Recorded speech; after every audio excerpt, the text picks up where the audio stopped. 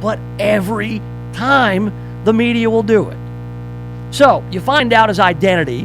What does social media accounts say about him? Did he wear a MAGA hat? Does he identify with Antifa?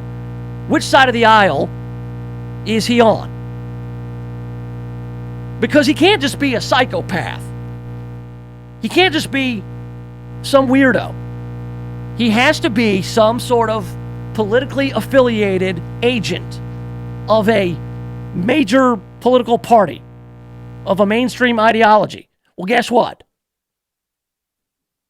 Nobody of any mainstream political party or ideology is all about killing people.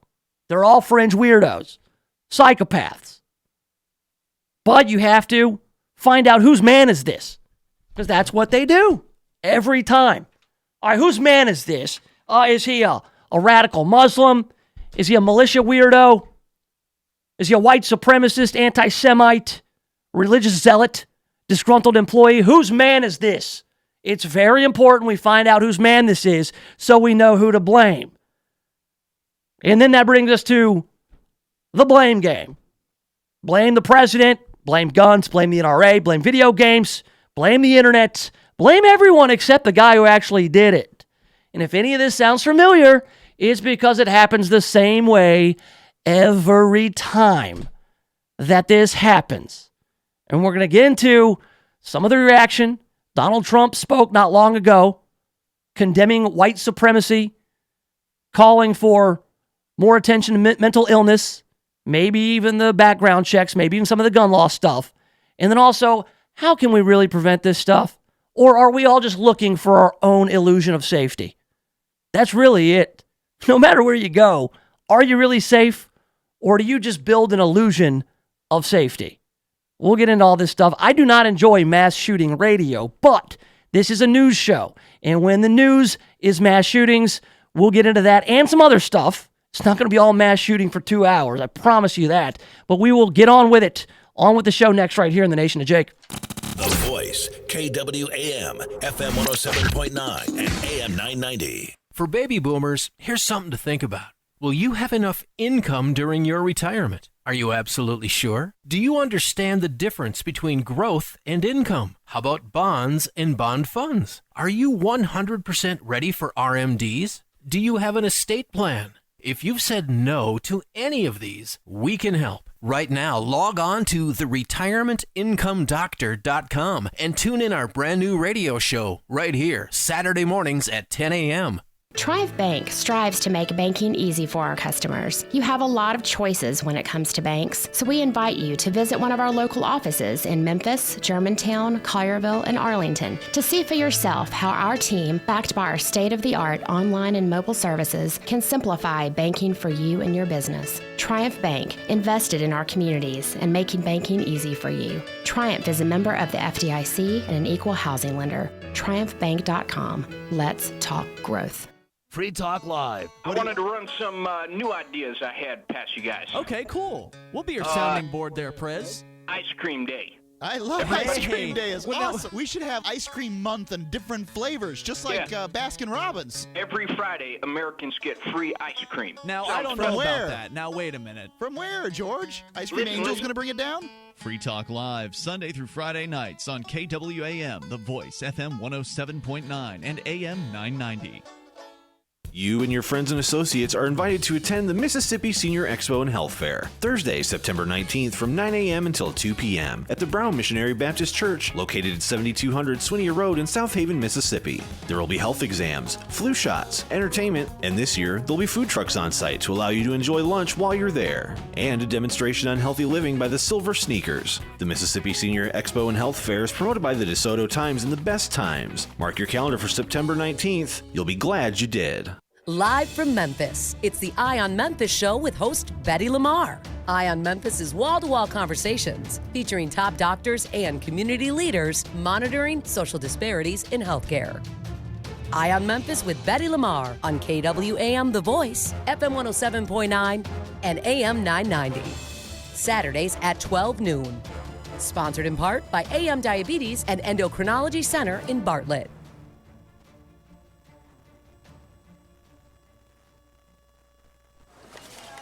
You're not wired to have a response to this sound.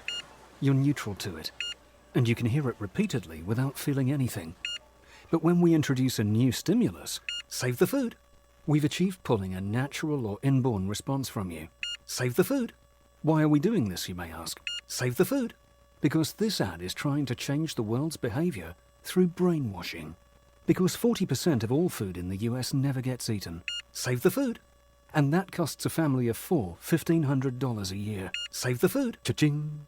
It's worsening climate change through the release of methane gas. Save the food. Cha-ching. And it's wasting precious natural resources like our fresh water. Save the food. Cha-ching.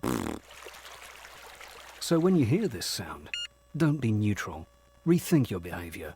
Cook it, store it, share it. Just don't waste it. For tips and recipes, visit savethefood.com. Brought to you by NRDC and the Ad Council. Hi, I'm Danica Patrick. Watching my nieces grow, play, and learn is amazing, but not every child gets to be carefree. 1 in 6 kids in the U.S. are hungry. This breaks my heart, and it's something that Feeding America is working to change. Each year, the Feeding America network of food banks rescues billions of pounds of good food that would have gone to waste and gives it to families in need. To help, visit feedingamerica.org. Brought to you by Feeding America and the Ad Council. This is Sherry from the 19 Strong Show. The politics in Memphis can be unnecessarily complicated and sometimes just downright shady. On Saturdays, the 19 Strong team works hard to dissect the issues and shed some light on the council and administration's decisions and how they truly impact you and Memphis. Join me and my better half for the latest council news and colorful commentary. On Saturdays at 1, join us for your weekly chat rant right here on KWAM 990.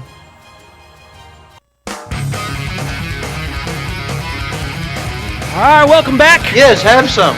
The Nation of Jake on The Voice, FM 107.9, AM 990, online, KWAMTheVoice.com. Streaming live on YouTube. The YouTube feed is up and running now. Sorry for the delay. Had some power issues, and by that I mean I forgot to charge the phone that feeds the YouTube channel. My bad, y'all. Took a little bit longer than I wanted it to. Okay, so coming up in a little bit, the Battle Mayoral. We will dive into some local politics and take a break from mass shooting radio. It sucks, man. It really does. I consider myself a conscientious citizen, and I like to think about how we can make this a better city, state, world. Now, what are the solutions? I'd like to know. They weigh heavily on me. Not that I've put it on myself, but just, as a citizen of the world, It's like, man, what are we doing wrong? It makes you challenge your own preconceived notions. That said, it's all about the illusion of safety. I mean, you're not really safe anywhere. Anything can happen to you. What you can do is you can take steps to minimize risk. And that's why mass shootings like the one in El Paso and the one in Dayton, Ohio, are so scary. Because those people were just going out doing things that you and I go do. In El Paso, it was at a Walmart. You go to a Walmart all the time, or a Target, or a Kroger. You just go to the store. You assume that you're safe. In Dayton, Ohio, it was out at a crowded place at a club. Two very different motives, essentially. You have one guy in El Paso who was motivated by white supremacy, online conversations on this 8chan website, an anti-immigrant philosophy. He worshipped, or at least was inspired by, he says, the shooter down in New Zealand, the Christchurch shooter, who he saw was kind of like the blueprint for how to do it, the same kind of philosophies. So again, we kind of have like one mass shooter inspiring another. The guy in Dayton, Ohio, apparently was just a maladjusted weirdo. And if he has any political affiliation, it was more left-wing. It was more Antifa. It was more socialist. Both white guys, but the one that we're talking about most is El Paso, Texas. The one with the white supremacist guy who was targeting Latin people there in El Paso. Beto O'Rourke, he got there immediately and blamed Donald Trump. And that's really the blame game is where we are now. Is who's to blame for all this? Of course, it's ideology, it's the internet, it's video games, it's Donald Trump, it's the NRA, it's gun laws. It's everything but the guy who actually did it. And to me, that's a problem. All right, because it could be, look, you want to talk about influences and you're the sum of influences? We got to know, without somebody saying exactly what they believe, like in the case of Islamic terror, we kind of know. It's like, okay, we understand Islamic extremism. We don't condone it. We don't like it. We want to fight it. But yeah, the ideology, the extreme version of that ideology is, oh yeah, death to America. Like, that's not hard to understand. But it's like you got two different kids, white kids, 19 and 24 years old, believe completely different things, but were somehow motivated to go out and shoot people, seemingly at random, indiscriminately, at a Walmart and then at a nightclub in El Paso and Dayton. What do you do with it? Well, the first thing you do if you are a 2020 presidential candidate is you blame Donald Trump. That's right. Everybody blame the rhetoric. And it's so weird to me is it goes straight to the rhetoric of the president. Because I don't know what you were doing when you were 19 years old or even 24, but I wasn't listening to the president. I wasn't taking my cues from the president. Bill Clinton was president when I was 19, and I was not interested in one word he had to say. I followed the news. I knew he was getting it on with interns in the White House, the Monica Lewinsky impeachment, he's a liar, what's the definition is, all that stuff. But I wasn't inspired by Bill Clinton. I was out trying to hook up with girls and trying to start a band. That's what I was doing when I was 19 years old. Now, it's a problem two ways. Look, if Donald Trump's rhetoric is to blame for the shooting in El Paso or in Dayton, or Toledo, as he said, but in Dayton is where it happened.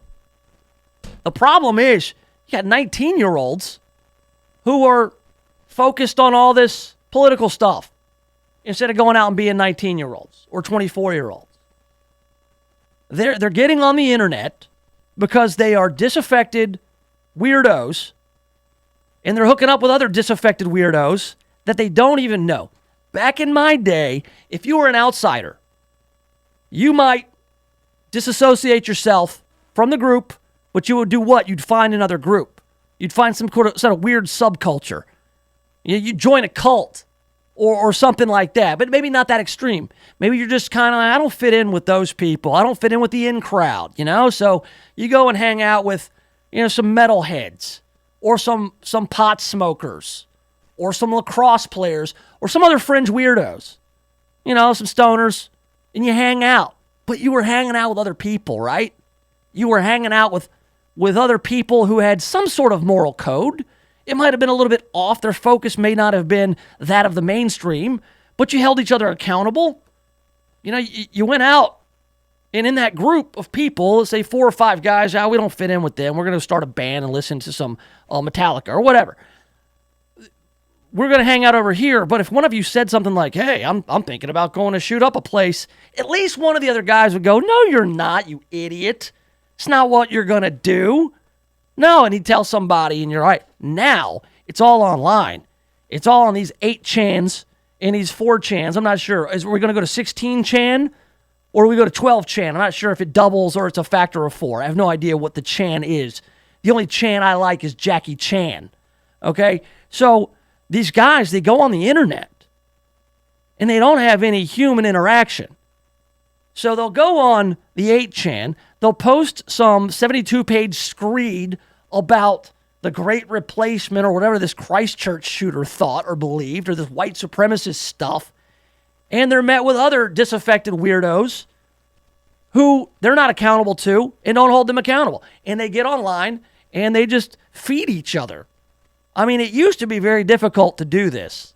Now, it's where kids live. A lot of kids, I'm not even talking about millennials, the ones behind the millennials, maybe some of the millennials, whatever it means. They live their lives online with little human interaction. They are maladjusted weirdos, and they subscribe to these ideologies that are anything but mainstream.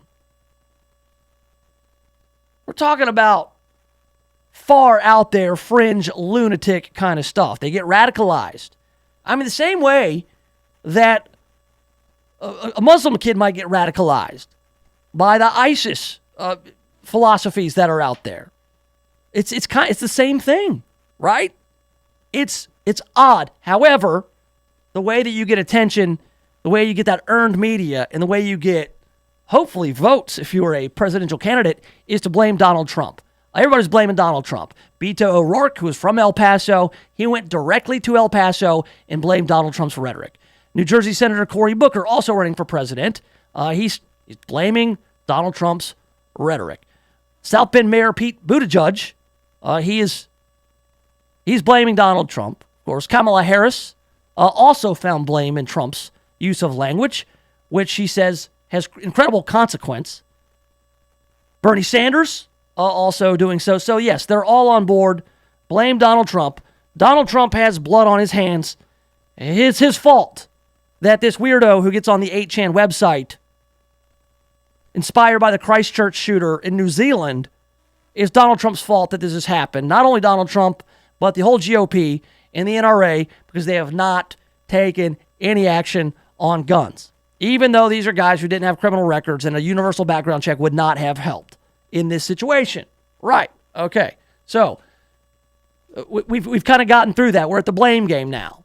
And now Donald Trump has made a statement, and we'll listen to as much of the statement as we need. He made the statement this morning condemning white supremacy, condemning bigotry and hatred, and calling for more attention to mental illness. And then also the whole violent video games thing. We'll probably get into that a little bit too. I'm not so sure what you should be blaming violent video games, but maybe it's just a bunch of stuff. I mean, maybe it's just everything. Everything, take it all together. And there's been a study done on this, what a lot of these mass shooters have in common. But here's what the president had to say this morning. My fellow Americans, this morning, our nation is overcome with shock, horror, and sorrow. This weekend, more than 80 people were killed or wounded in two evil attacks. One Saturday morning in El Paso, Texas, a wicked man went to a Walmart store where families were shopping with their loved ones. He shot and murdered 20 people and injured 26 others, including precious little children. Then, in the early hours of Sunday morning, Dayton, Ohio, another twisted monster opened fire on a crowded downtown street. He murdered 9 people, including his own sister, and injured 27 others. The First Lady and I join all Americans in praying and grieving for the victims, their families, and the survivors. We will stand by their side forever. We will never forget. These barbaric slaughters are an assault upon our communities, an attack upon our nation, and a crime against all of humanity. We are outraged and sickened by this monstrous evil, the cruelty, the hatred, the malice, the bloodshed, and the terror. Our hearts are shattered for every family whose parents, children, husbands, and wives were ripped from their arms and their lives. America weeps for the fallen. We are a loving nation, and our children are entitled to grow up in a just, peaceful, and loving society.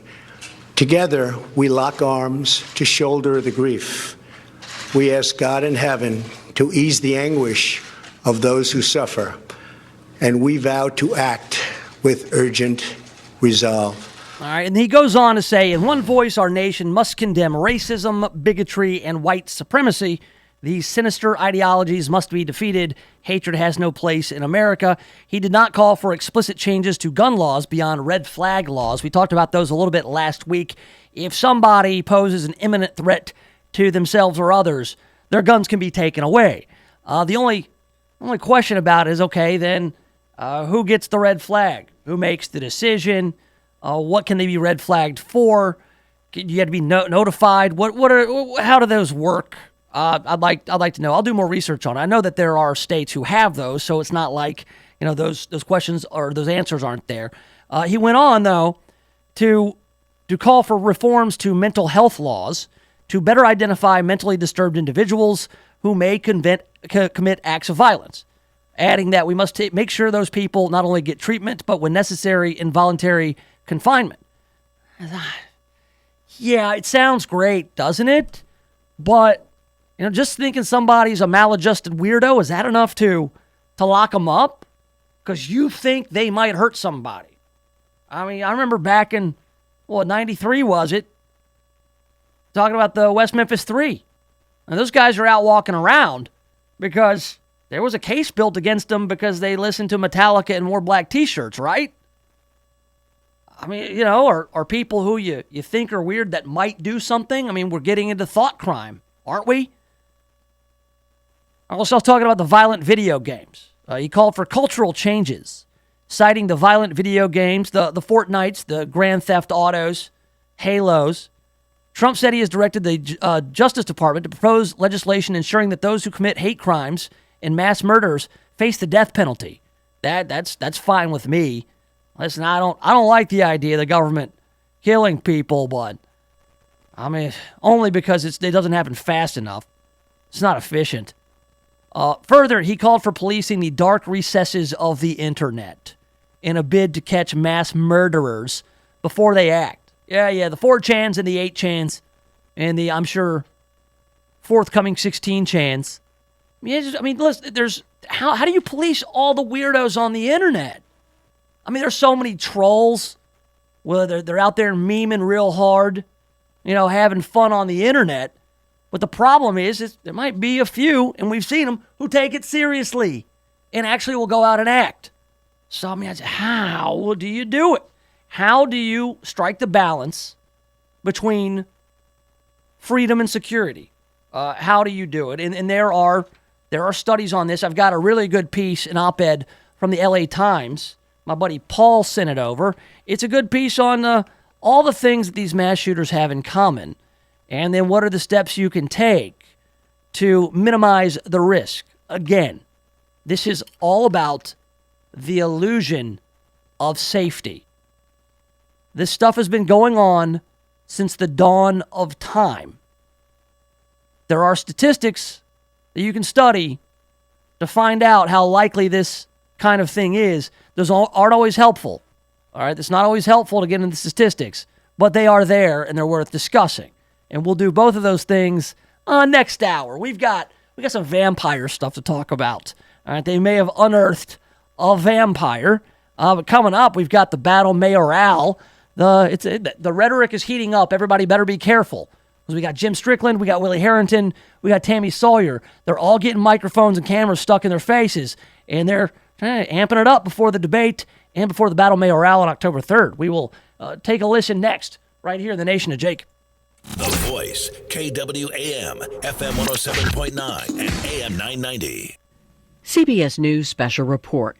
More families have lost loved ones in the shooting in El Paso, Texas. Dr. Stephen Flaherty of Del Sol Medical Center. Unfortunately, these wounds have been devastating and major, and we are deeply saddened to be here today to have to tell you that 2 patients have passed. The death toll there now 22. In Dayton, Ohio, 9 were killed, and Fire Chief Jeffrey Payne says about a dozen people are still hospitalized. There are 37 total patients treated at area hospitals, and they resulted from injuries as a result of gunshot wounds, being trampled, and then lacerations from fleeing the scene and broken glass. President Trump spoke earlier today. We can and will stop this evil contagion.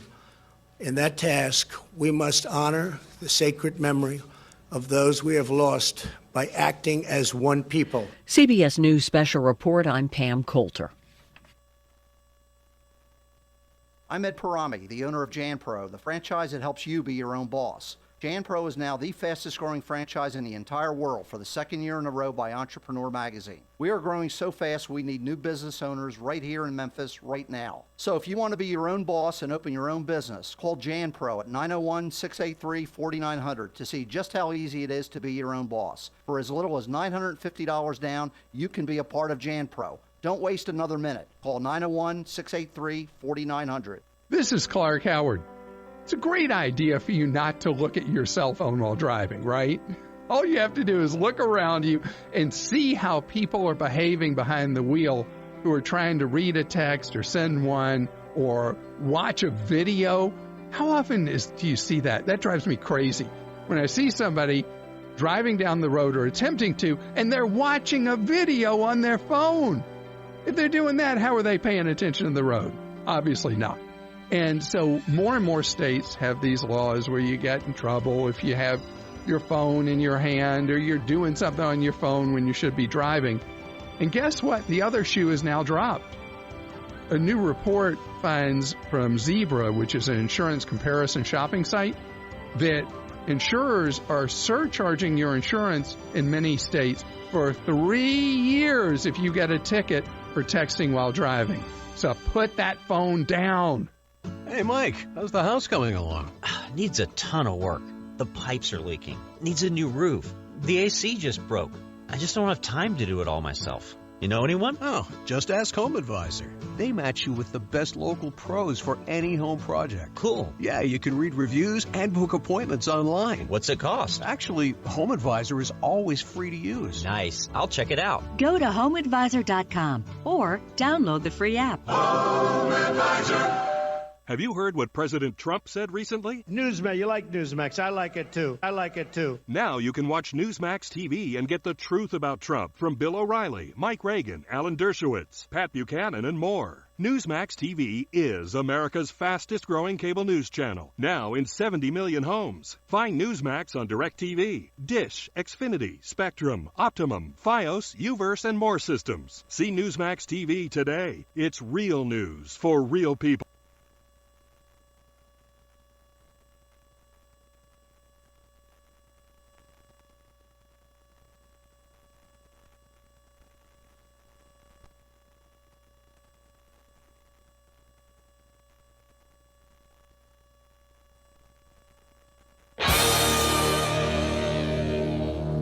There we go.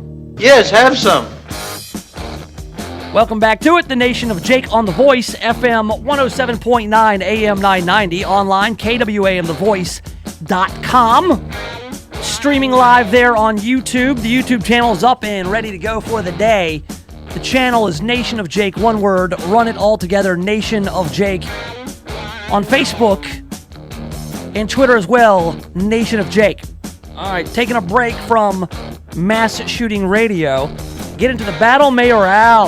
That's right, we've got a mayoral debate coming up. It was announced from WMC Action News 5 and the CA. They're going to have a 1-hour debate at 7 p.m. on September 19th. It's going to be at the U of M. Not sure about tickets yet, but I'm just not sure how they're going to get a whole lot out of 1 hour. Maybe they'll only have like 3 candidates. I think that's it. I think that in order to take part in the mayoral debate, you're going to have $30,000 in campaign donations. That is the threshold that you have to meet, as well as all the other legal stuff. You got to have all the signatures. You have to be, I guess, registered with the Election Commission or whatever the hell you have to do in order to officially run for mayor. So I'm almost certain that on that debate stage, on September 19th, you're going to see the incumbent, Jim Strickland. Mr. Strickland! You will likely see Harrington, Willie, former mayor of Memphis, W.W. Harrington, or maybe not. He might skip it. But you're definitely going to see Tammy Sawyer, the Shelby County Commissioner, all of 8 months now. She is running for mayor of Memphis. All right, and so the knives are out, so to speak. With just 2 months to go before the battle mayoral on October 3rd, the candidates for Memphis mayor are trying to get their messages to voters, with the 3 main candidates focusing on more of their attention on each other. This is per Brandon Richard over at WMC Action News 5. At a rally Saturday morning, former Mayor Willie Harrington criticized current Mayor Jim Strickland for the city's high crime rate. That's right. Willie Harrington is blaming Jim Strickland for the high crime in Memphis. We are going to bring to the attention of people that this mayor said that he was going to reduce crime, and today when I read the headline, we are the 3rd highest crime rate per capita in the nation. Yeah. So he's saying, hey, crime's not going down. You've had 4 years, Jim Strickland. 4 years, Mr. Strickland, and crime has not gone down. And then Jim Strickland, he criticized Harrington's record on crime, saying just days before, when Harrington resigned as mayor, he left the city with a high crime, high poverty, and low educational achievement. He failed. We're trying to fix his failures right now. So Jim Strickland's going, hey, man, you spent 17, 18 years making that crime rate go up and up and up. I mean, Rome wasn't built in a day. You had 18 years to make Memphis the crime-infested city that has come to be known by all these FBI lists. And I've just had 3.5, 4 years to get anything done. And I'm still trying to fix your failures. And then on Saturday, Jim Strickland, he backpedals a little bit. He says, I'm not going to blame anyone individually. I just think we all need to do more. I think parents need to do more. I think justice system needs to do more. The schools need to do more. People feel the momentum in Memphis, but we also know we're not done with all our challenges. So he kind of measured, backpedaled. He's not going to blame Willie Harrington for all the crime in Memphis, although Willie Harrington had, he had the mayorship for 18 years. Good Lord. 18 years. So, Strickland is just kind of holding with the Memphis has momentum stuff, and then enter Tammy Sawyer. She's saying that both men, both Jim Strickland and Willie Harrington, are to blame for the crime rate. I think that we have to blame both of them. Both of them have to be held accountable. So, instead of blaming the criminals, we'll blame the guy who was mayor throughout. And the mayor, his job is to lead, sure, and prevent, and also prioritize, police, education. But look what you've done. But first of all, Willie Harrington was superintendent of Memphis City Schools, was he not? For a number of years. So look at the school system, which is non-existent at this point. Mayor Harrington, think about how much influence this guy had over how long a period of time. School superintendent for God knows how long. Mayor for 18 years. And then he went into business doing like charter schools and stuff. So, I mean, this guy's been going around smashing the city with a sledgehammer. And then he takes a break. And so the guy who comes in after him, A.C. Wharton, he doesn't do much. And then Mayor Strickland's there to try to clean up the mess. And the guy who smashed it all up, did the demolition, saying, hey, man, I spent 25 plus years demolishing this place, and you ain't have it rebuilt within 3.5. What gives? And then you've got Tammy Sawyer saying, now both these guys are to blame. They need to be held accountable. And to which Willie Harrington says, the young lady is a distraction, a very minor distraction.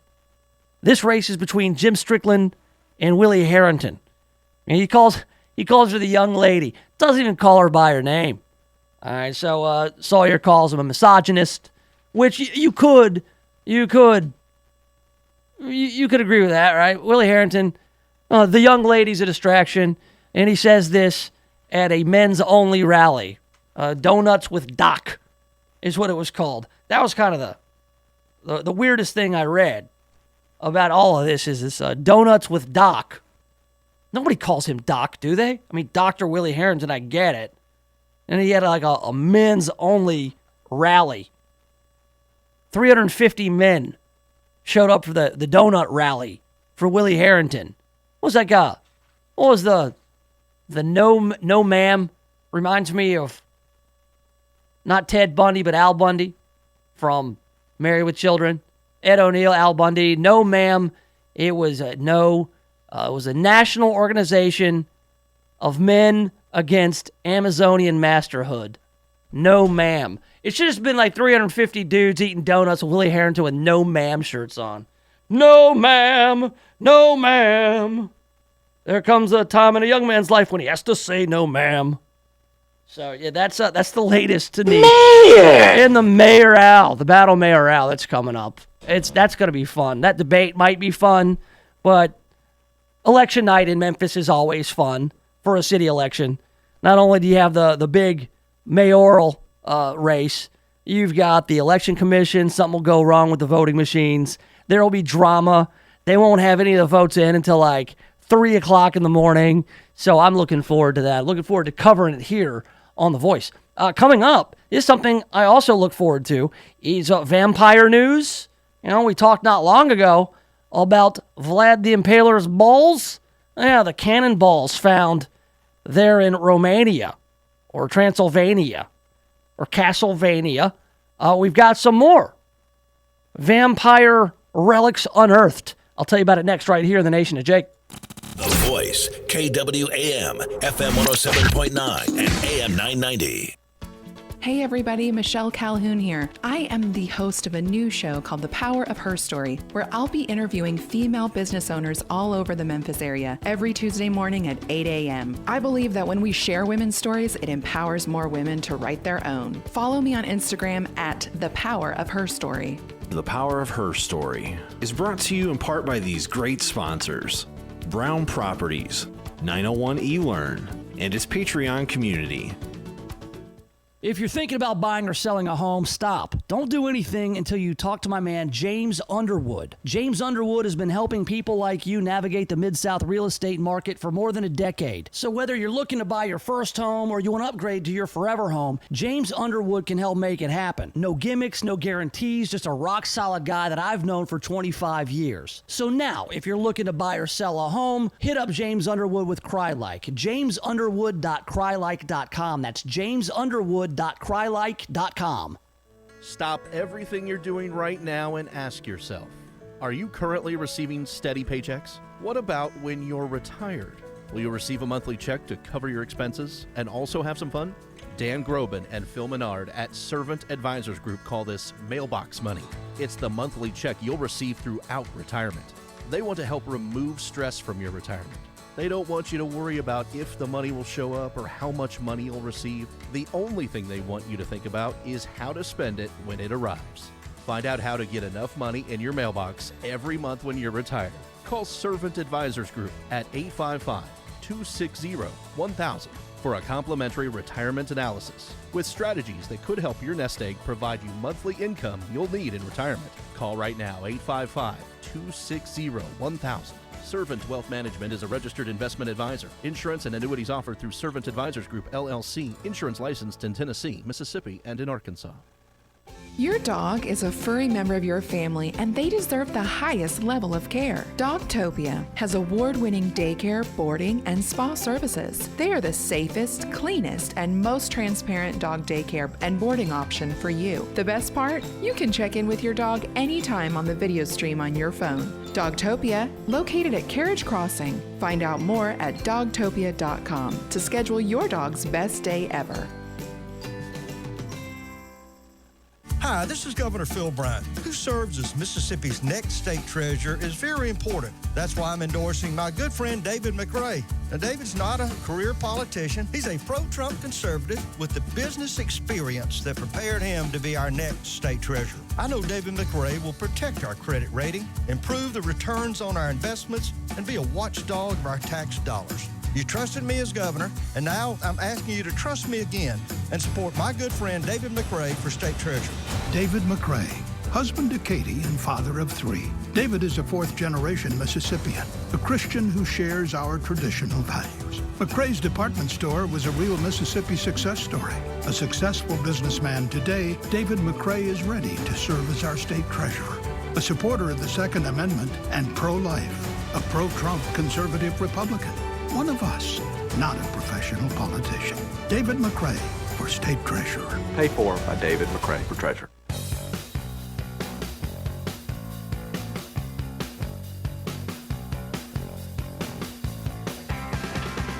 All right, welcome back. Yes, have some. It's the Nation of Jake on The Voice, FM 107.9, AM 990, online, KWAMTheVoice.com, streaming live on YouTube, the YouTube channel, Nation of Jake.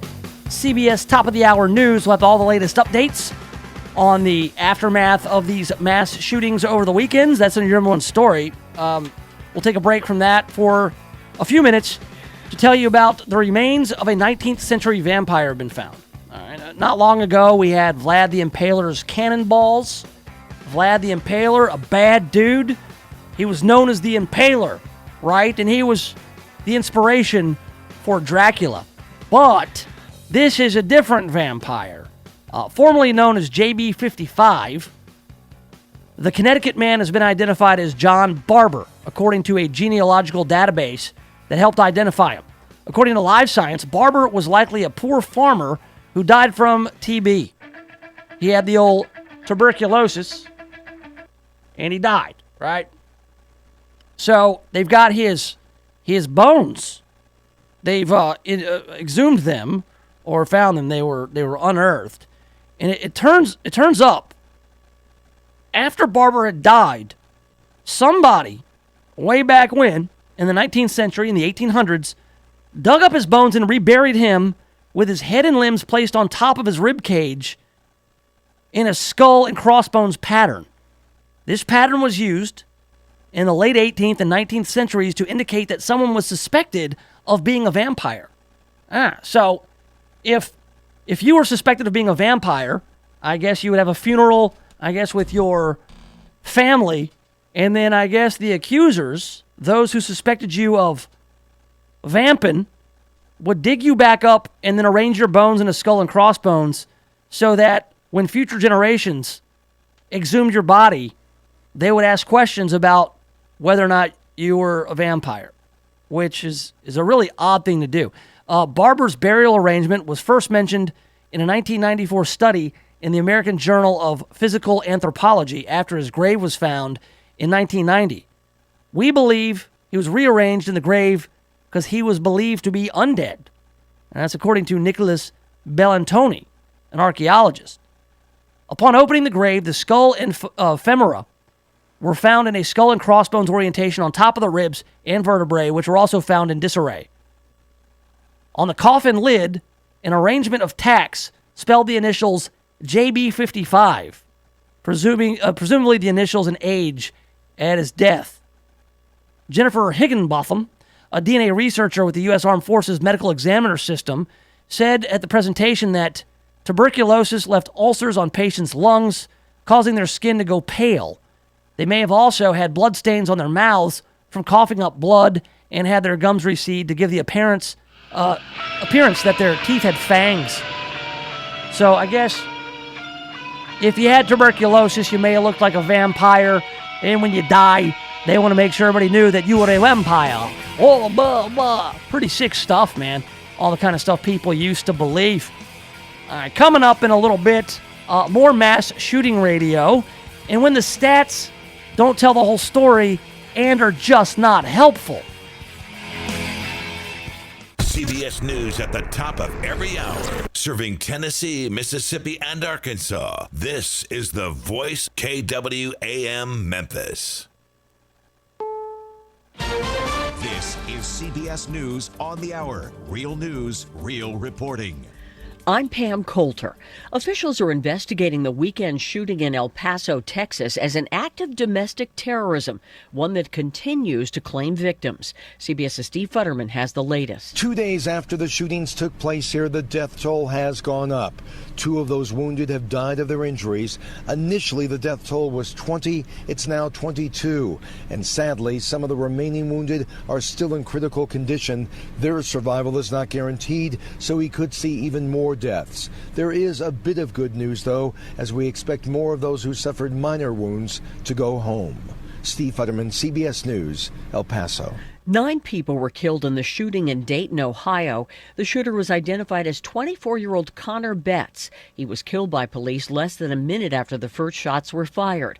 Updating reporters today, Police Chief Richard Beal revealed how many shots were fired during the incident. We have recovered 45 caliber shell casings, 16.233 caliber shell casings, and 1 shotgun shell casing. CBS's Mola Lengi has more. 6 of the 9 people who were killed here were black, but police have not yet determined a motive, have not made that announcement quite yet. Now, police say the shooter, prior to this, only had minor run-ins with the law, but sources tell CBS News that in high school, he created a hit list, and that included women who rejected him romantically. Thoughts and prayers are no longer enough for Dayton City Commissioner Chris Shaw. We've had great sadness over the last many hours, but now it's really turning to anger.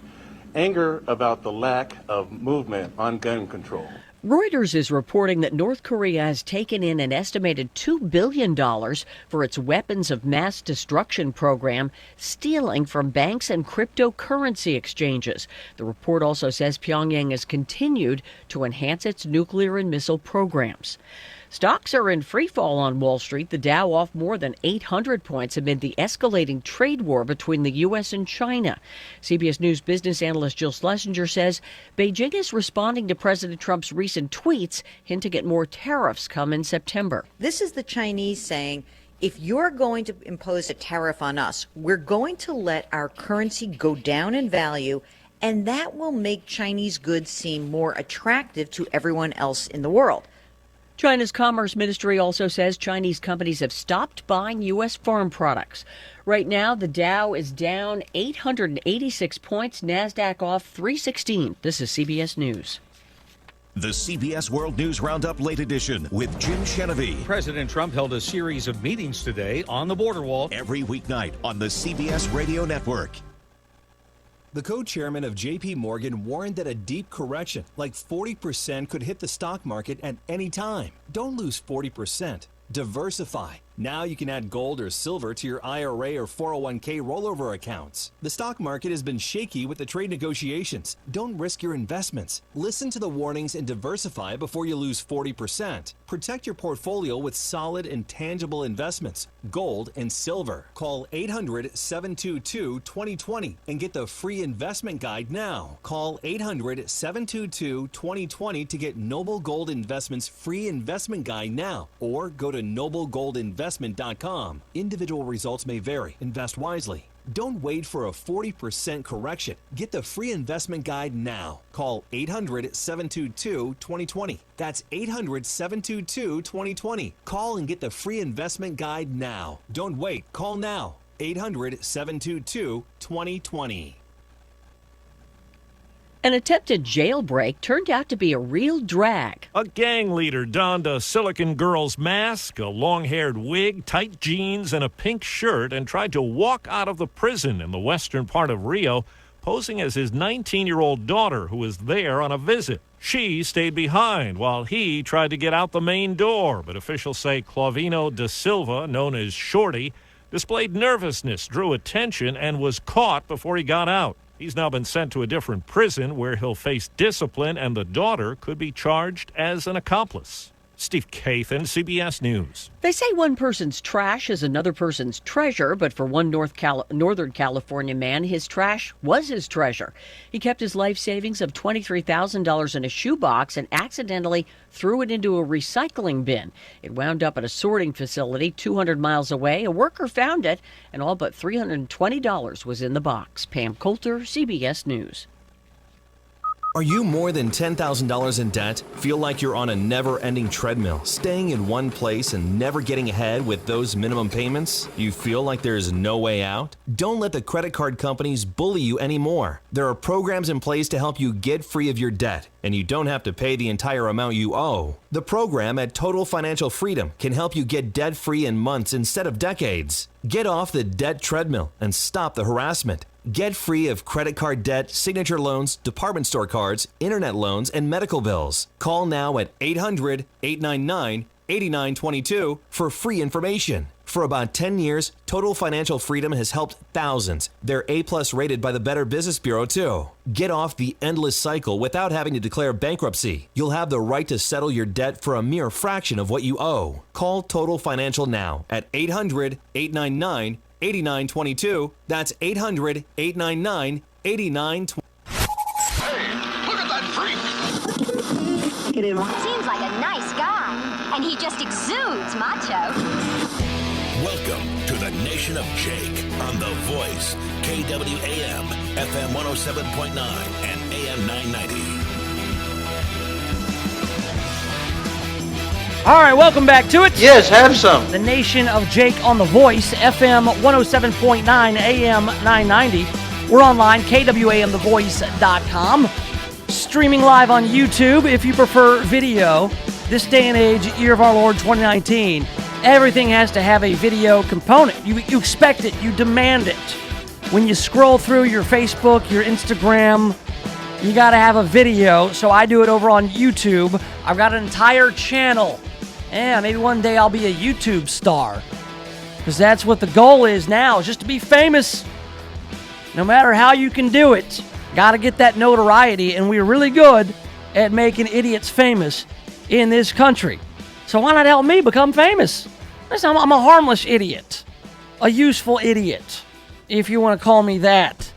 Not in the traditional useful idiot way, but yeah, I'm very useful. I'm knowledgeable. I can help you. I know a lot of things. I know a little bit about everything, but I know a lot about nothing here in the Nation of Jake. That might be my new tagline. Forget the whole news talk alternative. How about I know a little bit about everything and a whole lot about nothing. That's what you're going to get on this program. In a little bit, we got the news crews. Yeah, these are going to be some non-mass shooting headlines, things going on around town and maybe throughout the country.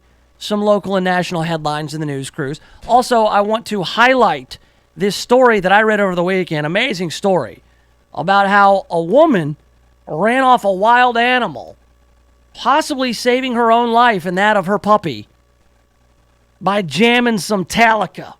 Yeah, we'll get into that one in a little bit. But your main story of the day is these mass shootings that happened over the weekend in El Paso, Texas, and in Dayton, Ohio. Now, where are we on the life cycle of a mass shooting? Because we've seen this before. First of all, we got the reports of the mass shooting over the weekend on Saturday and into Sunday. You know, we're finding out who did it, who was responsible, doing the exact wrong thing with regards to how you're supposed to cover this. You know, don't report the name. Don't give their manifesto any kind of publicity because you're going to risk inspiring a copycat. Well, those things have been done.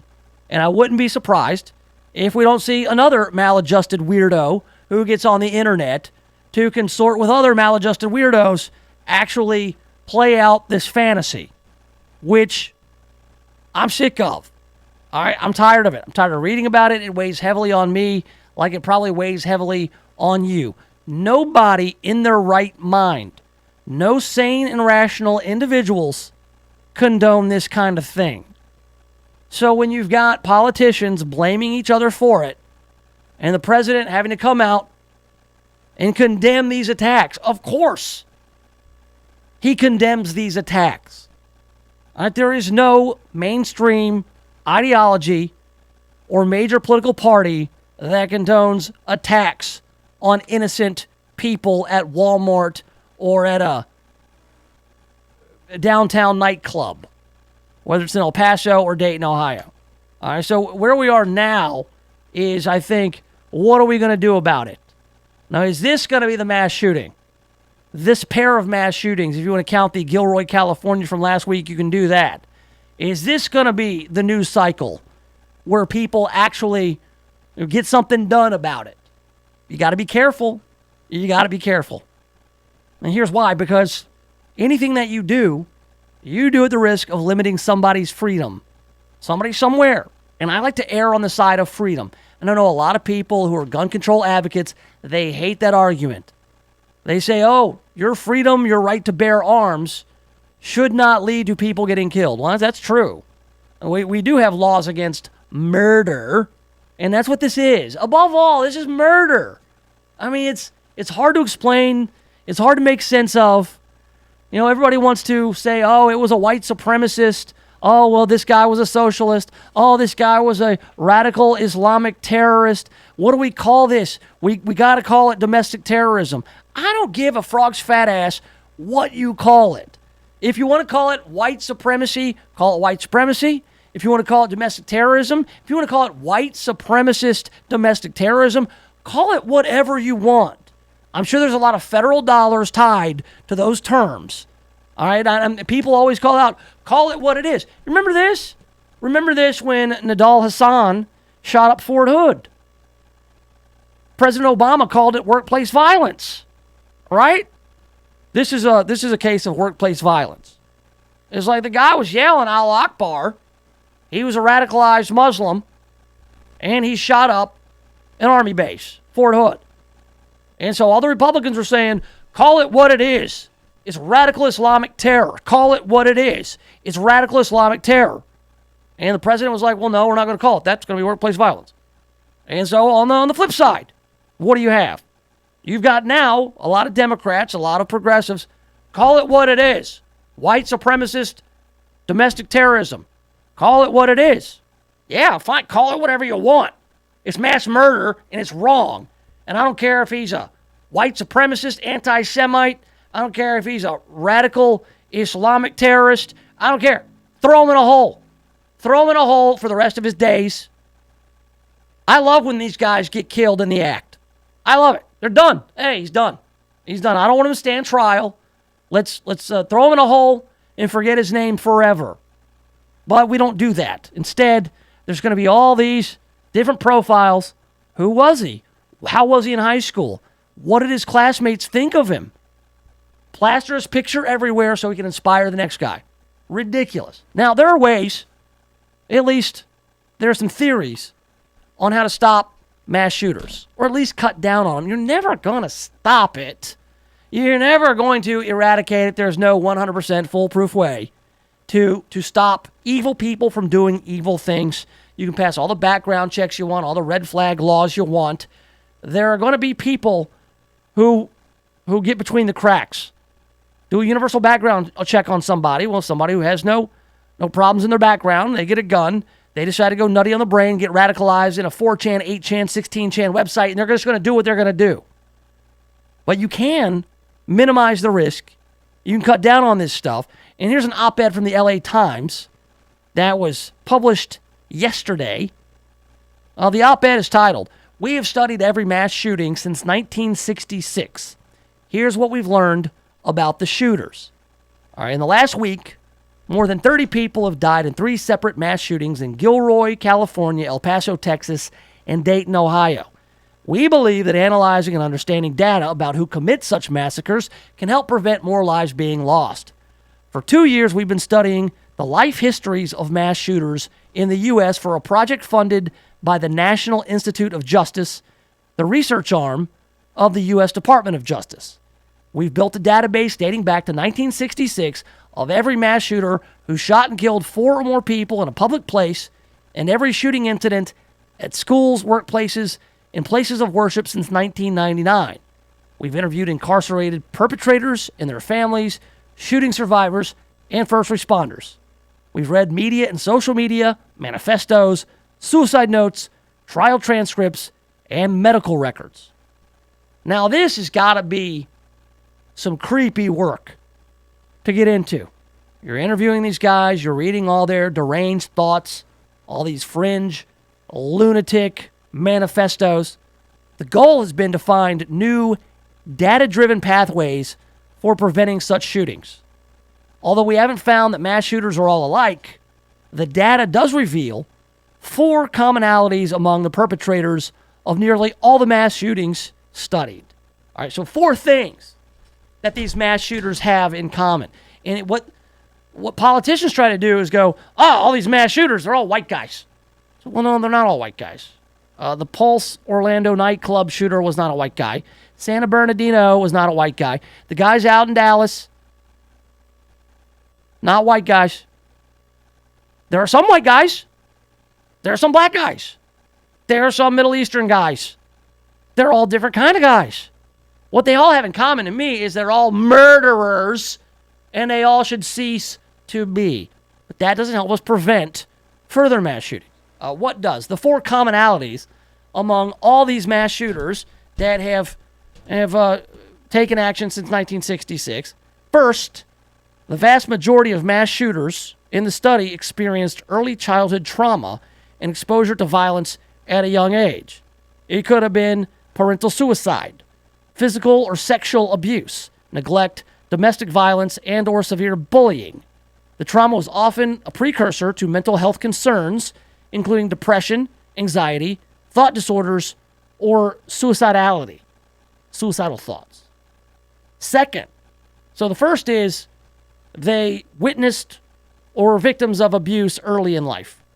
Secondly, practically every mass shooter had reached an identifiable crisis point in the weeks or months leading up to the shooting. They'd often become angry and despondent because of a specific grievance. For workplace shooters, a change in job status was frequently the trigger. For shooters in other contexts, relationship rejection or loss often played a role. Such crises were in many cases communicated to others through a marked change in behavior, an expression of suicidal thoughts or plans, or specific threats of violence. Well, see, what do you do, though? And that's the second thing, is that there was some sort of life change, some sort of event that happened that triggered the mass shooting, right? Well, what happens when you're in 2019 and there aren't people to witness the change in behavior? You know, because a lot of these guys, they only exist to others online. They get on their message boards. They get on these different forums that are largely unregulated and part of the dark recesses of the internet. You know, maybe they for the most part, you know, play their Fortnite or play their video games, play their first-person shooter games. A lot of people are like, don't blame video games. You can't blame video games. That could be a part of it. Think about it. If you're some loser, virgin 19-year-old who ends up going and shooting up a Walmart, right? How do you spend your day? This kid, the 19-year-old who did shoot up the Walmart in El Paso, I believe one of his social media posts was something to the effect of, all I do is sit around in front of my computer screen 8 hours a day anyway. Might as well get paid for it when talking about job prospects. So it kind of paints me a picture of a guy who probably plays on his computer a lot, probably doesn't have a lot of friends. He's got time to write and post 74-page manifestos on the 8chan, which has, by the way, been shut down. More on that in a little bit. So who is there to witness the marked difference in their disposition after some sort of life-changing event? I mean, who's there to do it? They don't exist in the real world to other people. They're only online. And a lot of the online friends that they have, they could just be trolls. Be like, oh yeah, this guy with the weird screen name. Oh, let's see. He's always saying crazy stuff. Because in that group, there's nobody to hold anybody accountable. All right, but that's the second thing. They had an identifiable crisis point. Identifiable crisis point. All right. Third, most of the shooters had studied the actions of other shooters and sought validation for their motives. Aha, you see? People in crisis have always existed, but in the age of 24-hour rolling news and social media, there are scripts to follow that promise notoriety in death. Societal fear and fascination with mass shootings partly drives the motivation to commit them. Hence, as we've seen in the last week, mass shootings tend to come in clusters. They're socially contagious. Perpetrators study other perpetrators and model their acts after previous shootings. Many are radicalized online in their search for validation from others that will their will to justify the murder. So, I mean, just like what I said, they go online and they get validation from these imaginary people who may or may not just be there in solidarity or just like, oh yeah, he won't do it. Maybe there's a bunch of group of guys who just like to post all these psycho fantasies about shooting up a place. But there's one guy who actually do it. If you've never met the person and they only exist online as a screen name or avatar, how do you know if they're really going to do it or not? There's just no reach of your action. Egg him on. Who knows if he's real? And then fourth, the shooters all had means to carry out their plans. I mean, once someone decides life is no longer worth living and that murdering others would be a proper revenge, one means an opportunity stand in the way of another mass shooting. So they all had the means and opportunity. They were able to get the weapons, and there was a place for them to carry it out. Is an appropriate shooting site accessible? Can the would-be shooter obtain firearms? In 80% of school shootings, perpetrators got their weapons from family members, according to data. Workplace shooters tended to use handguns they legally owned. Other public shooters were more likely to acquire them illegally. So it's all over the map. I mean, Adam Lanza, the Sandy Hook shooter, whose name I just said, and I wish I hadn't. He was a little squirrely weirdo. I don't know his politics. He got his gun from his mom. He stole it. He wasn't allowed to have it. He didn't care. He took it anyway. So what do you do about it? I mean, what do you take those four things, and what do you do about it? One step, they say, is to deprive potential shooters the means to carry out their plans. Make the accessibility to weapons for these people more difficult. Potential shooting sites can be made less accessible with visible security measures, metal detectors, more police and security. Weapons need to be better controlled through age restrictions, permit to purchase licensing, universal background checks, safe storage campaigns, and red flag laws or gun restraining orders. Measures that help control firearm access for vulnerable individuals or people in crisis. Yeah, look, man, if somebody's on some sort of suicide watch, you take away everything. You take away their tennis shoe laces, so they can't do anything. Another step is to try to make it more difficult for potential perpetrators to find validation for their planned actions. Media campaigns like No Notoriety are helping starve perpetrators of the oxygen of publicity, and technology companies are increasingly being held accountable for facilitating mass violence. We can all slow the spread of mass shootings by changing how we consume, produce, and distribute violent content on media and social media. Sounds like the video game stuff is part of it. It's all, there's so much here. But with those four things that have been common in all these mass shootings since 1966, I mean, don't you have to lend some sort of credence to it being an amalgamation? Love that word.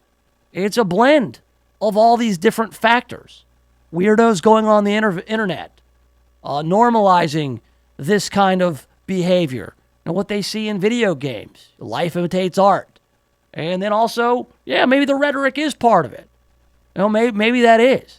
Maybe there's something to be said for limiting access to fight. Look, I am not one of these guys who just has to have a weapon. Honestly, if I'm being real with you, which I am always, if they made it harder to get an AR-15, personally, I wouldn't care. I don't want an AR-15.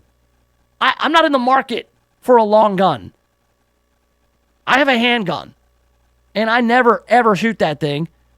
I mean, you know what would have to hit the fan for me to unholster that thing. Okay? I'm not a gun guy. But I want something that works. I don't want it just to be an elaborate illusion of safety, and that's where we are now. That's the whole do something. It's like, no, I'd rather it be measured, I'd rather it be studied, and I'd rather it be effective before we start infringing on people's rights.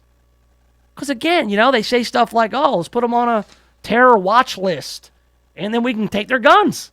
It's like, but who's to say that terror watch list is not going to be abused? Who's in charge of the list? Who's watching the watchman, so to speak? So I thought those were some pretty good data-based insights into the mass shootings. Now listen, data is great. Statistics are awesome. You should not make any kind of big decisions on gun control or really anything else until you consult the statistics, but there's a time and place for everything. I've got an example of when statistics are completely and totally not helpful. We saw this unfold on the internet over the weekend, and I'll tell you about it next right here in the Nation of Jake. The Voice, KWAM, FM 107.9 and AM 990. If you're thinking about retirement, you've got to know it's all about income. Your money making money. The Retirement Income Doctor wants to teach you how it's done. Give us a call and we'll send you a free animated video kit. 848-2-INCOME. 848-2-INCOME. And tune us in, the Retirement Income Doctor, Saturday mornings at 10. Call now for your free income kit. 848-2-INCOME. 848-2-INCOME. When's the last time you looked at the windows in your house? Not through the windows, but at the windows. Really looked at them. There's dirt, streaks, buildup, smudges, fingerprints, paw prints, spider webs, dead bugs. There's little white speckles. I have no idea what they are, and who knows what else. Now, cleaning all the windows in your house makes a big difference, but it's also a big job. That's why you need Just Windows Home Services. Just Windows has been taking the pain out of window cleaning since 1992. Just Windows cleans all types of windows, storm windows, screens, skylights, interior, exterior, upstairs and down. Now, I know I told you the company is called Just Windows Home Services, but they do a lot more. Roof and gutter cleaning, pressure washing, mirrors, blinds, ceiling fans, light fixtures, chandeliers. Look, if you've got hard to reach areas of the house, then you need Just Windows Home Services. Call for a free estimate, 751-3934. That's 751-3934, or get them online at justwindowsmemphis.com. That's justwindowsmemphis.com. For expert service guaranteed, call 866-EXPERTS. That's the number that could save you up to 30% on your energy bills. Call today and Service Experts Heating and Air Conditioning will hook you up with an AC tune-up. Right now, save $20 on an AC tune-up. Service Experts Heating and Air Conditioning, your hometown Memphis tune-up pros. Call 866-EXPERTS.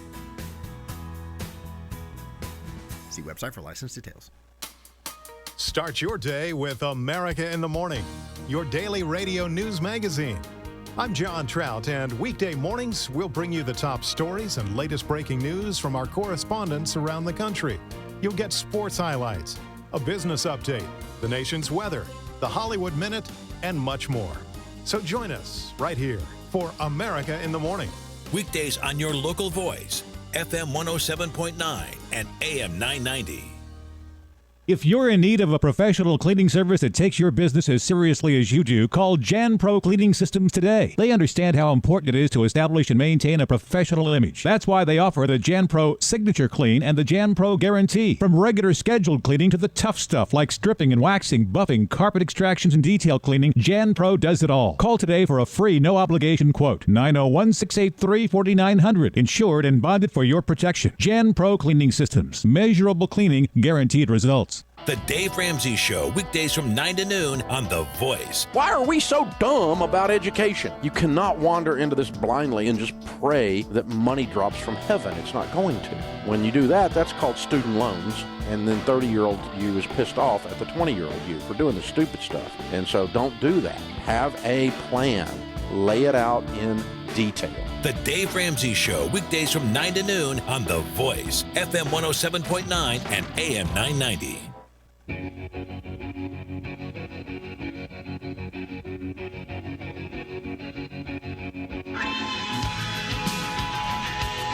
Welcome back to it. Yes, have some. The Nation of Jake on The Voice, FM 107.9 AM 990, online, KWAMTheVoice.com, streaming live on YouTube, the YouTube channel, Nation of Jake. Run that all together, one word, Nation of Jake.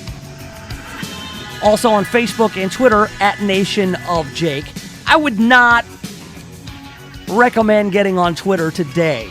You know, the Monday after a couple of mass shootings, Twitter is just never a fun place. It's a place if you want to go argue in circles with people about whose fault this is. You got plenty of people blaming Donald Trump. You got plenty of people blaming the NRA.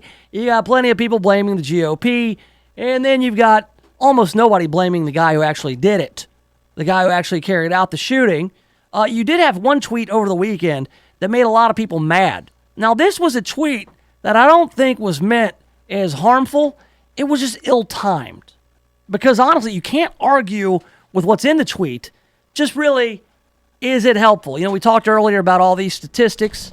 You have a team of people from the, it was an arm of the Department of Justice, the Justice Institute, and they studied every mass shooting since 1966 and came up with what they all had in common.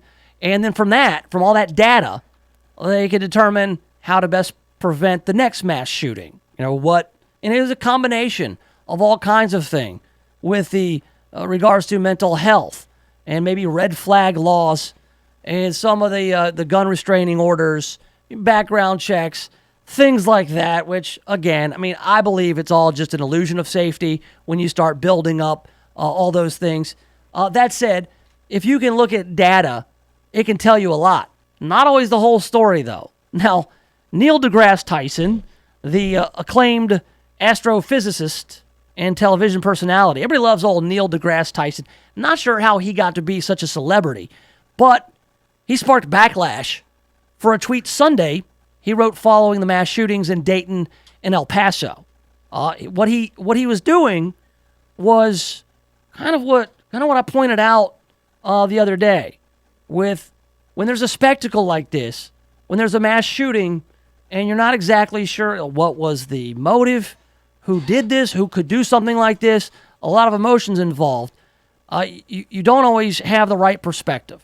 So what Neil deGrasse Tyson was doing is pointing out that every 48 hours, we have a lot of deaths a lot of different ways in a country with 330 million people.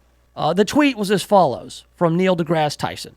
In the past 48 hours, the USA horrifically lost 34 people to mass shootings. On average, across any 48 hours, we also lose 500 to medical errors, 300 to the flu, 250 to suicide, 200 to car accidents, and 40 to homicide via handgun. And then he follows it up with, often our emotions respond more to the spectacle than to data. All right. Now, several people took an issue with what Neil deGrasse Tyson tweeted. I take no issue with it. If those are the hard figures, I'll go ahead and take his word for it. Yeah, mass shootings, like we saw over the weekend, they don't happen often. They don't happen as often as things like, handgun homicides in the city of Chicago. I mean, people here in Memphis, people are getting shot all the time, but we dismiss that as gang violence. Those are people who live a life of crime. They've kind of chosen their path. In a mass shooting, it's different. You've got people who are just going about their business, shopping at the Walmart, and some maladjusted weirdo runs in there with a long gun and starts just shooting people indiscriminately, shooting kids and shooting babies. I mean, my God, yes, the visceral reaction is going to be different than reading about, 200 people, dying in car accidents. All those are accidents. A mass shooting's a deliberate act of evil. So, I get what Neil deGrasse Tyson is saying. However, I just don't know if it's very helpful. I mean, who is that supposed to make people just go, oh, yeah, you're right. Oh, yeah, that's just part of it. Oh, yeah, let's deal with it. It's not that big a problem. Of course not. So he has since apologized for that ill-timed tweet. But you know what? We see this all the time, though, don't we? No, let's take you back to the Boston Marathon bombing. When the brothers from, where are they from? Chechnya? Yeah, those Chechnyan brothers blow up a bunch of people at the Boston Marathon, including an 8-year-old named Martin Richard, if you recall. People are scared. They're outraged. They're on edge. People start calling for, we need travel bans, and we need to lock down on these visas. We need more methods to combat terrorism. Well, then you've got people from the other side who say, no, look, you're more likely to be struck by lightning than you are to die in a terrorist attack, which may be statistically true, but it doesn't help. It doesn't help. So all we do during these mass shootings, of course, you got to figure out whose man this is, who's to blame. Everybody has the same garbage arguments on either side. They're just applied at different times to different things.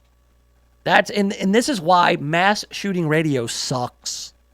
That's why mass shooting Twitter sucks. It's awful. Everybody wants the same thing, but everybody has these really strong opinions on how to get it done. And that's really the truth with pretty much anything that gets political. We don't want people to be mass murdered. Nobody wants people to be mass murdered except for mass murderers. And they're all insane, sociopaths, psychopaths, pick one, fringe weirdos who have no mainstream ideology, none whatsoever. There is not a reasonable, sane, mainstream person who thinks mass murder is okay. Yeah, we still go on the Twitter, you need to condemn these attacks. It's like, what? Do I really need to come out and condemn the attacks? Innocent people were murdered. Of course that's horrific.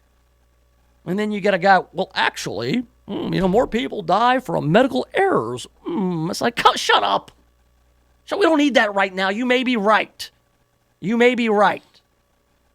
But that's it. That's why it's so scary, isn't it? You don't know how to stop it, and it happens, and it's such a spectacle, and the motives are like, God, you can't relate. You can't relate because you're not a psychopath.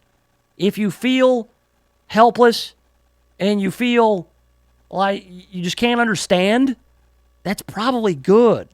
You don't want to understand what these psychopaths and weirdos feel because it's pretty dark, real dark, awful. But yeah, Neil deGrasse Tyson has taken a beating over that tweet. Not that it's factually incorrect, but just, we don't always need the statistics. I think that, we know, people get in car accidents and every 48 hours in this country. It's a lot of people in this country. So many. Think about 330 million spread out across the U.S. of A. And by the way, I think this is, probably a good thing on the surface.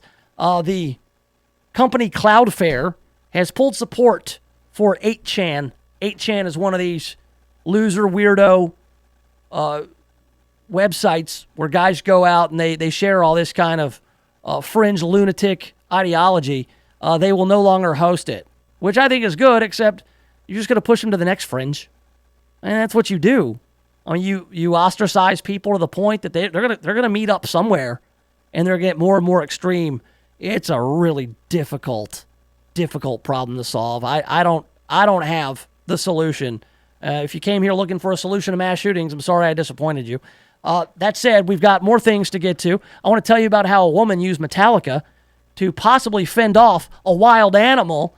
But next we've got all the latest breaking news locally and nationally in the news crews. We'll do it next right here in the Nation of Jake. The Voice, KWAM, FM 107.9 and AM 990. CBS News special report. 2 more El Paso families are mourning and planning funerals as the death toll from the weekend mass shooting rose by 2 today. Mayor DeMargo. All of the victims have been identified and their families have been notified, and the victims have been sent to the autopsy, and then they'll be released for funeral. CBS's Chris Martinez in El Paso. We have 22 victims now in this shooting. We know that they range from 15 years old to 86 years old. We know that among them is a mother who died shielding her 2-month-old child from the gunfire. So really just some horrific stories of what the people here endured. In Dayton, Ohio, Mayor Nan Wally is dealing with the aftermath of another shooting that left 9 people dead. Been very impressed with the outpouring of the spirit of the community last night.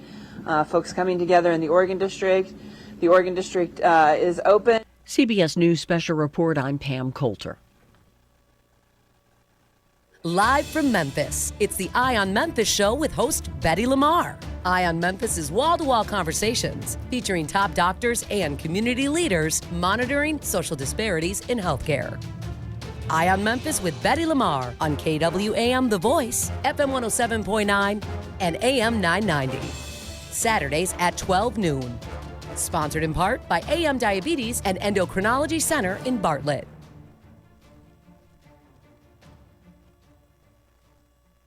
The special event florist for the Mid-South is Lynn Doyle Flowers. They are famous for creating incredible floral arrangements and are available to fill even your last-minute needs. From the simple to the magnificent, their staff can create unique arrangements for your special occasion. Flowers always bring a smile, make someone's day, and for fast, convenient delivery, call Lynn Doyle Flowers today at 901-323-4521 or visit their beautiful new location at 6225 Old Poplar Pike.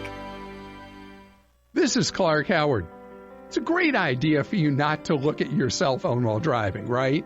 All you have to do is look around you and see how people are behaving behind the wheel who are trying to read a text or send one or watch a video. How often do you see that? That drives me crazy. When I see somebody driving down the road or attempting to, and they're watching a video on their phone. If they're doing that, how are they paying attention to the road? Obviously not. And so more and more states have these laws where you get in trouble if you have your phone in your hand or you're doing something on your phone when you should be driving. And guess what? The other shoe is now dropped. A new report finds from Zebra, which is an insurance comparison shopping site, that insurers are surcharging your insurance in many states for 3 years if you get a ticket for texting while driving. So put that phone down. Hey, Mike, how's the house coming along? Needs a ton of work. The pipes are leaking. Needs a new roof. The AC just broke.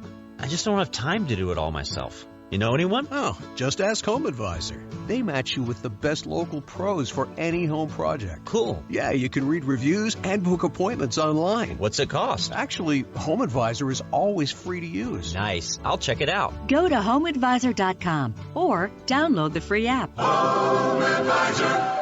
Have you heard what President Trump said recently? Newsmax, you like Newsmax. I like it too. Now you can watch Newsmax TV and get the truth about Trump from Bill O'Reilly, Mike Reagan, Alan Dershowitz, Pat Buchanan, and more. Newsmax TV is America's fastest growing cable news channel, now in 70 million homes. Find Newsmax on DirecTV, Dish, Xfinity, Spectrum, Optimum, Fios, Uverse, and more systems. See Newsmax TV today. It's real news for real people.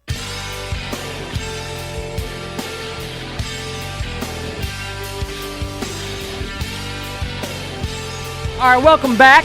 Yes, have some. The Nation of Jake on The Voice, FM 107.9, AM 990, online, KWAMTheVoice.com. Streaming live on YouTube. Go subscribe to The Nation of Jake on YouTube there. Nation of Jake, one word, run it all together. Also on Facebook and on Twitter. We'll take a break from Mass Shooting Radio to get the latest headlines from around town and around the country. We do it on the News Cruise, a leisurely look at what's happening around us, all from the comfort of this nice boat. News. It's not that nice at all. Exciting and new. It's actually a floating death trap. Come aboard. I don't recommend coming aboard. We're expecting you. I expect you to run away. The News Cruise, full of exciting news. The News Cruise, so relax and kick off your shoes. All right, welcome aboard the News Cruise, brought to you by our friends at Just Windows Home Services. If you need your windows cleaned, they're definitely the guys to call. But that's not all they do. They got pressure washing, clean your gutters, blinds, ceiling fans, chandeliers, whatever you need done at the house. You got some light bulbs way up high, some of those floodlights that have been missing or broken for years. They can change those out for you. All you got to do is give them a call. 751-3934. That's 751-3934. That's Just Windows Home Services. You tell them Nation of Jake sent you. You can get 20% off that free estimate. Friendly, helpful, professional staff will come by, assess the situation, give you a free estimate, and then take 20% off if you say, hey, I know Jake. You know Jake? They know me. All right. Oh, great. I told you the mass shooting portion of the program was being suspended, but here we have, in this local story, you got Police Director Mike Rawlings says that Memphis police are ramping up their presence at local stores here in Memphis.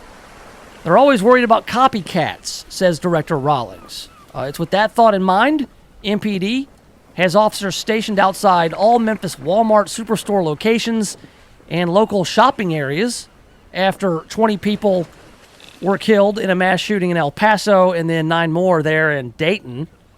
Earl, what you got over there with regards to, more security, increased security? Yeah, I was in Germantown at the Target store.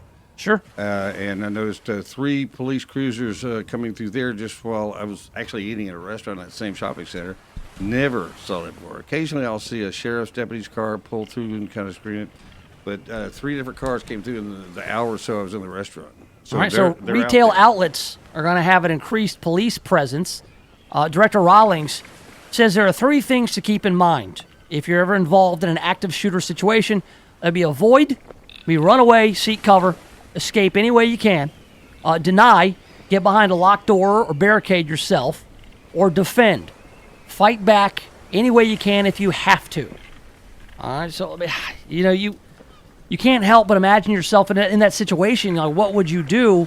You'd like to think that you'd be the hero, and you'd bum rush the shooter, and you'd take away the weapon, and then you'd stand there with your foot on his throat, and you'd be the hero. The problem is, though, you get in that situation, you get tangled up with a guy who has a weapon, you're taking a really big risk.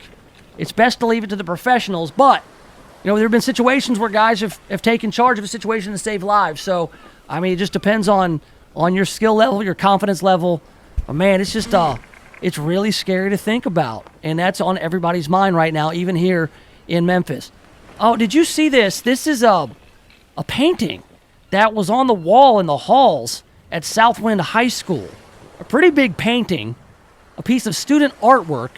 It depicted President Trump with tape over his mouth and the Statue of Liberty weeping and covering her face. A politically charged piece of art on the wall at Southwind High School. Shelby County Schools has responded after this has gone viral and now been taken down. They said, we were made aware this morning of a social media post concerning a piece of student art at Southwind High School. The artwork has been on display with other student art in the hallway since 2016 and the 2017 school year. The students who collaborated to produce the piece have since graduated. The district respects all students' right to free speech and expression, and we encourage our students to express themselves through art in any other peaceful manner.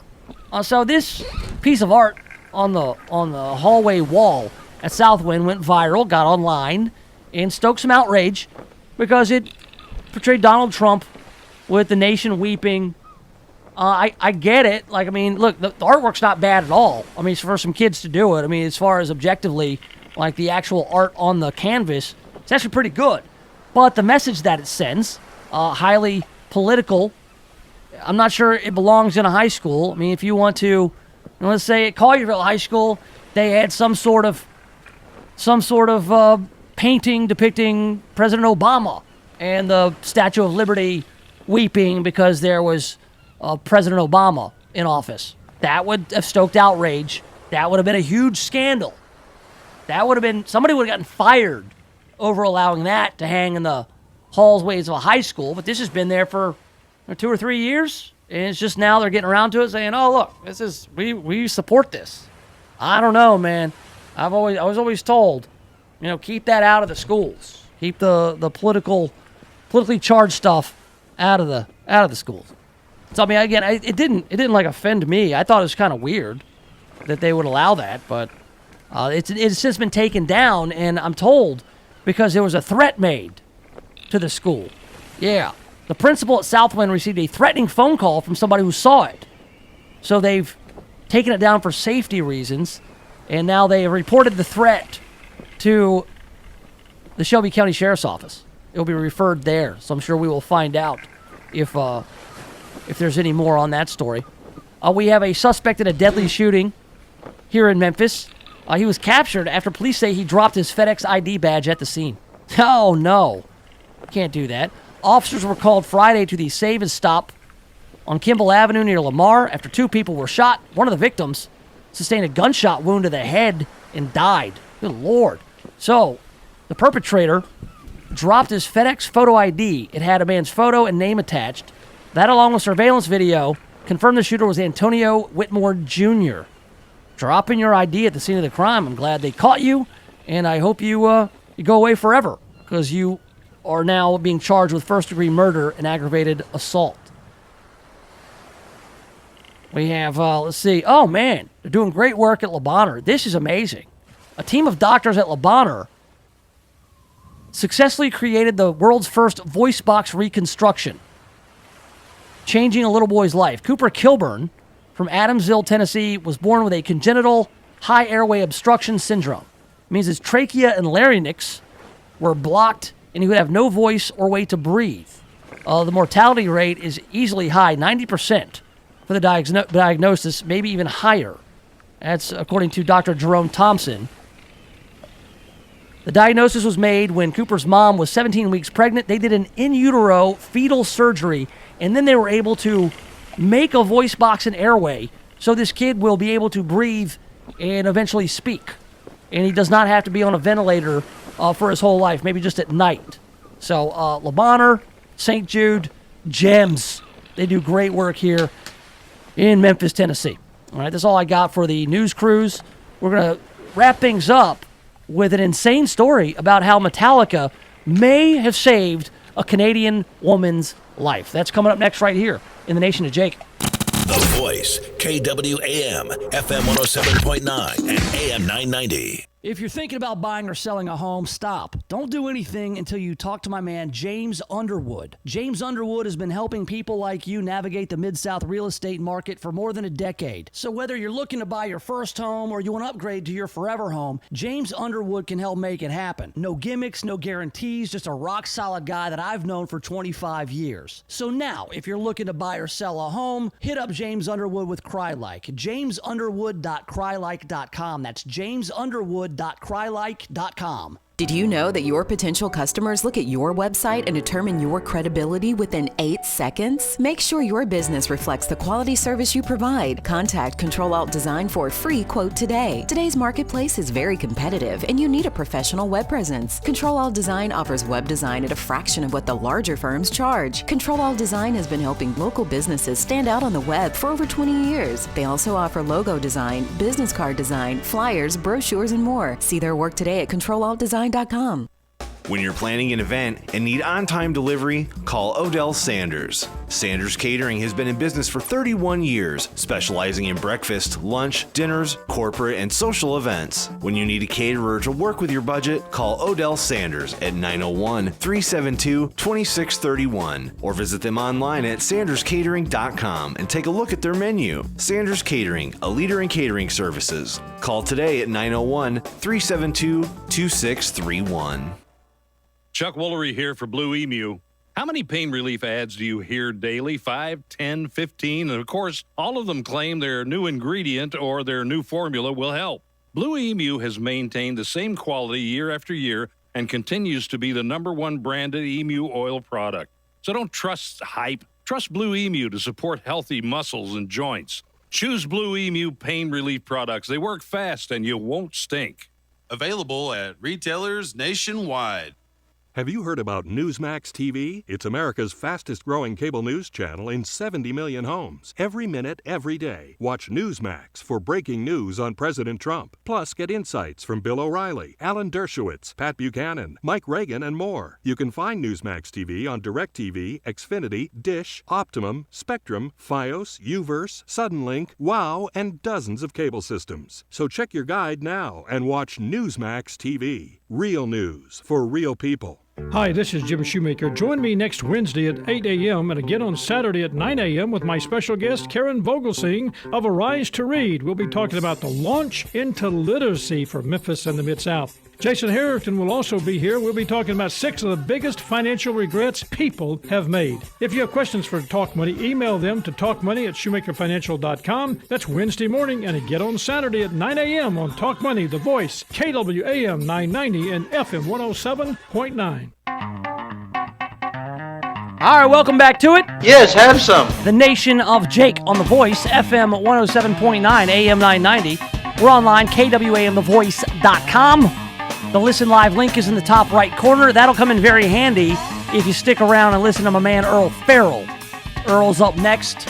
In about 10 minutes or so, the Earl Farrell program will start. Earl, you were out at Live at the Garden, Lionel Richie. Is that Friday night?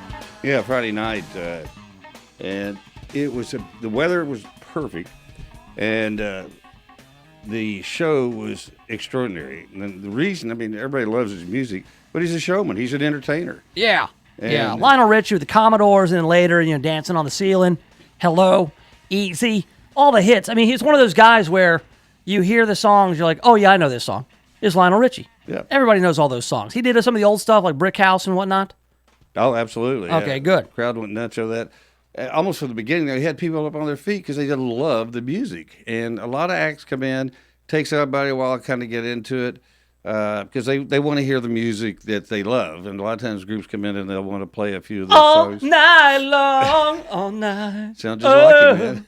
Oh, yeah, he's the best, man, Lionel Richie.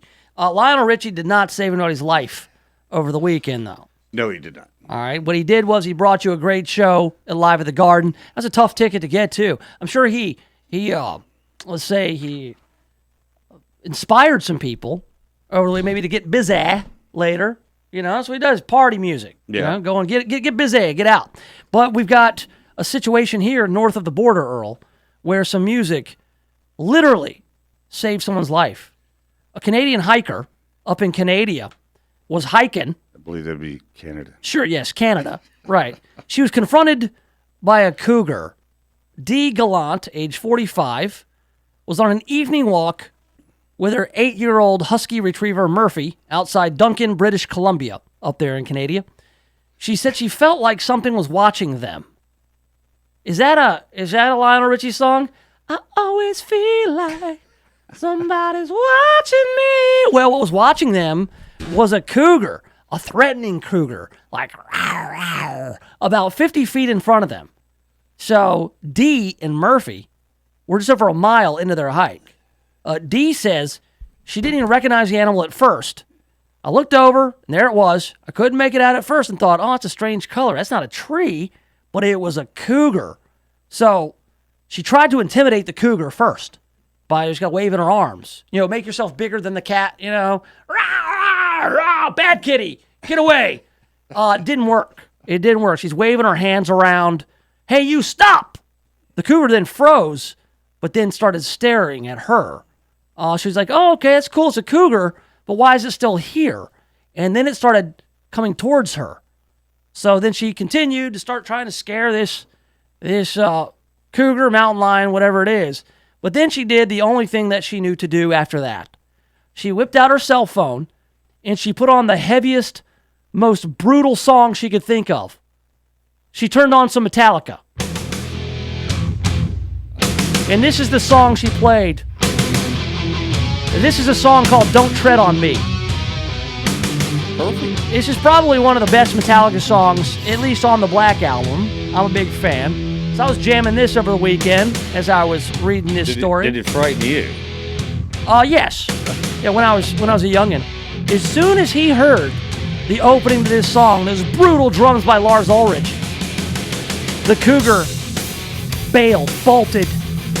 And Never heard anything like that before. No, and then the story goes viral, and so Dee gets a text from none other than James Hetfield. Wow. The lead singer of Metallica, the leader of the band. Liberty or death, what we so proudly hail. Love that one. That's a great one. It's a great story, great band. I love rock and roll. Rock and roll saves lives. All right, Earl Farrell is up next, the Earl Farrell program. I'll be back tomorrow, hopefully with a lot less mass shooting going on. I'm sure that the news and the aftermath of those stories will pervade. We'll find out tomorrow at 1. So long, and thanks for all the fish. KWAM, your news and information station with CBS News updates every hour on the hour. KWAM Memphis. This is CBS News on the Hour, sponsored by Rocket Mortgage by Quicken Loans. I'm Pam Coulter. The number of mourning families